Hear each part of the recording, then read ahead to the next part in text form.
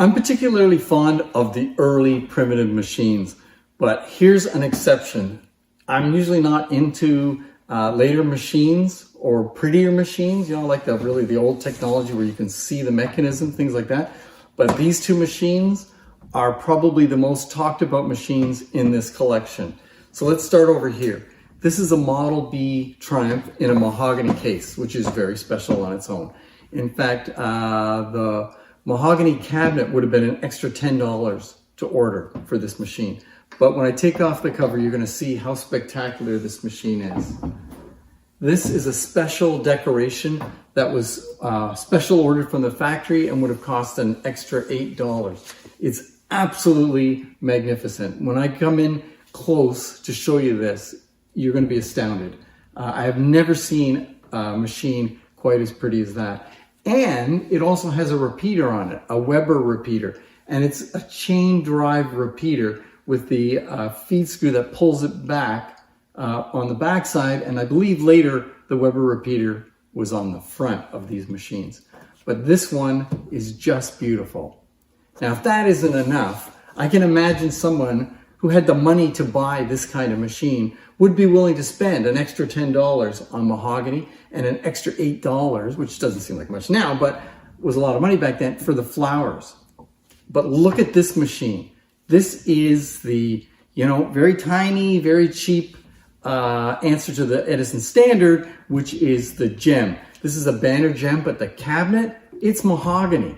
So that was an upgrade, which surprises me. Why would someone buy the cheapest machine and then put it in a beautiful cabinet like this?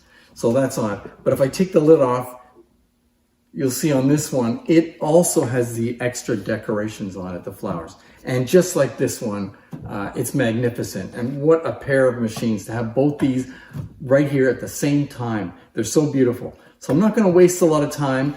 I'm going to bring the camera in and spend a minute looking clearly at the flowers so you can see just how beautiful these two machines are. Almost all the machines that I've been showing are part of the Domenic DiBernardo collection. And I know that these two were basically his favorite machines. He waited quite a long time to get this machine from the previous owner. And when he got it, I know he was very excited. So let's close in and look at these flowers. Just gorgeous. And you can see the chain drive on the Weber repeater. You can see just about every inch of this thing is decorated.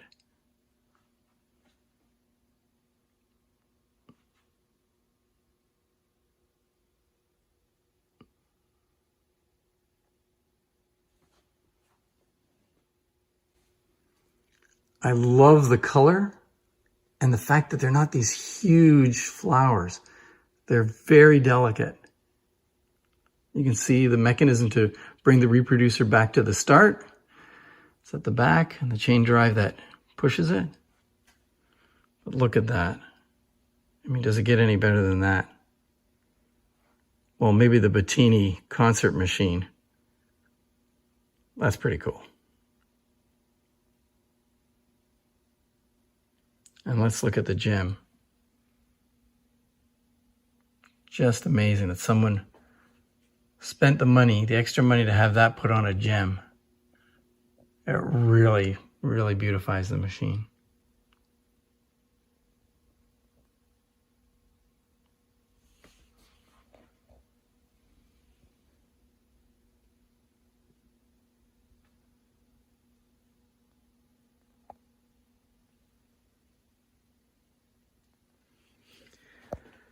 And then the back of the machine is even decorated.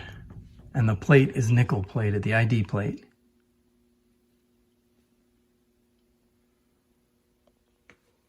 I don't know of another one, well, especially this Triumph here.